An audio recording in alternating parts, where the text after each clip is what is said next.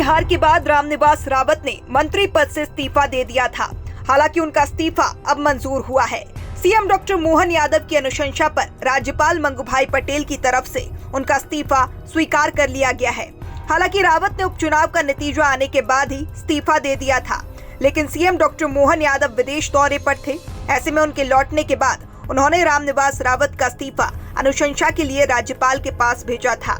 वहीं रामनिवास रावत को लेकर सियासी गलियारों में चर्चा चल रही है कि भाजपा उन्हें कोई नई जिम्मेदारी भी दे सकती है। दरअसल मंत्रिमंडल में शामिल होने के बाद सीएम मोहन ने रामनिवास रावत को वन मंत्रालय की जिम्मेदारी सौंपी थी। ऐसे में रावत का इस्तीफा होने के बाद इस बात की चर्चा भी शुरू हो गई है कि वन मंत्रालय की जिम्मेदारी किसे मिलेगी।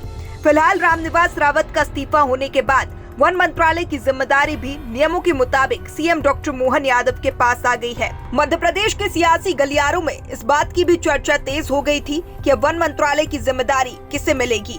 फिलहाल 2 मंत्री इसके लिए सबसे ज्यादा चर्चा में हैं।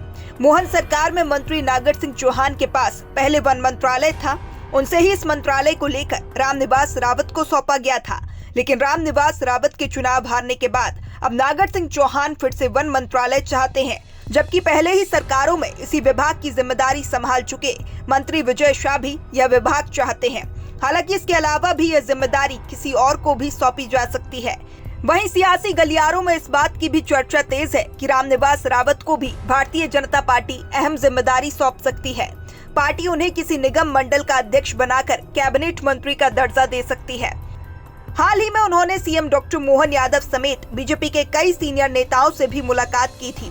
बता दें कि रामनिवास रावत लोकसभा चुनाव के दौरान भारतीय जनता पार्टी में शामिल हुए थे। इसके बाद उन्होंने विधानसभा की सदस्यता से इस्तीफा दे दिया था। जहां विजयपुर उपचुनाव में वह भारतीय जनता पार्टी के टिकट पर चुनाव लड़े थे, लेकिन उन्हें हार का सामना करना पड़ा था।